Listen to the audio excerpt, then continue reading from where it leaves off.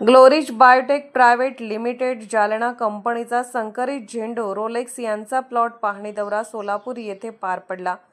सोलापूरमध्ये रविवार दिनांक 20 जुलै 2025 रोजी ग्लोरिश बायोटेक प्रायव्हेट लिमिटेड जालना या कंपनीचा संकरित झेंडू रोलेक्स यांचा प्लॉट पाहणी कार्यक्रम कर्देहळ्ळी तालुका दक्षिण सोलापूर जिल्हा सोलापूर येथे पार पडला।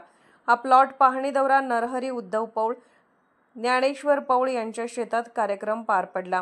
या कार्यक्रमासाठी शेतकरी बंधू यांचा उत्तम प्रतिसाद मिळाला आहे। हा कार्यक्रम माने कृषी केंद्र राजेंद्र माने यांच्या मार्गदर्शनाखाली झाला।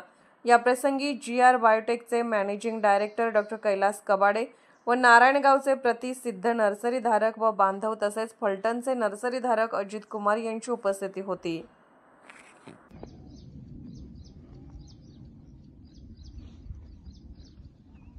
नंतर तुम्ही ट्रान्सप्लांटिंग केलं, शेतात लावलं, ते रोपटं शेतात लावल्यानंतर साधारणतः 48 ते 55 दिवसामध्ये याचा पहिला तोडा हा निघतो आणि पहिल्या तोड्यापासून तुम्ही कंटिन्यू जर तुम्ही कितीही तोडे घेतले तरी शेवटच्या तोड्यापर्यंत तुम्हाला 18 ते 20 ग्रामच्या क्वालिटी ही निघत राहील।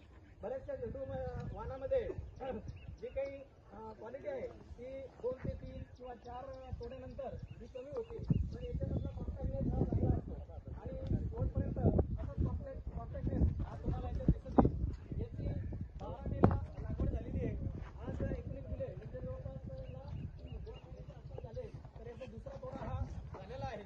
आता पहिला एक तोडा झाला आहे, दुसरा तोडा हा करायचा आहे। अजून एक तिकडे एक प्लॉट आहे, त्याचे 2 तोडे झालेले आहेत।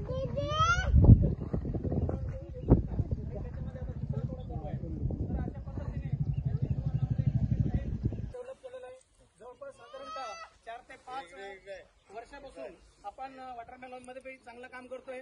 तर त्या वॉटरमेलॉनची खासियत अशी की त्याच्यामध्ये बी तंत्रज्ञानाचा वापर करून त्या तंत्रज्ञानामुळे त्याच्यामध्ये काही ज्या काही गोष्टी आहे की ज्या शेतकऱ्यांना थोडंसं यील्ड ॲट्रिब्यूट कमी यायचं, कुठेतरी ट्रान्सपोर्टला फळं न्यायला परेशानी व्हायची, तर ट्रान्सपोर्टसाठी त्या फळाची जी काही कातडीची साल आहे आपण त्याला इंग्लिशमध्ये रिंड थिकनेस असं म्हणतो, त्या रिंड थिकनेस त्याची जवळपास 2 ते 2.5 सेंटीमीटर जाडीची दिलेली आहे। त्या जाडीमुळं हे फळ जागतिक मार्केटला तुम्ही कुठेही लांब पल्ल्याच्या वाहतुकीला ते चांगल्या पद्धतीने येऊ शकतात। दुसरी महत्वाची गोष्ट म्हणजे त्याच्यामध्ये बायोकेमिकल अॅनालिटिकल करून त्याच्यामधला जो काही मानवी शरीरामध्ये जसं की तुम्ही काय खाताय त्याच्यावर तुमचं ग्लुकोज डिपेंड असतं आणि त्याच्यावर तुमचं साखर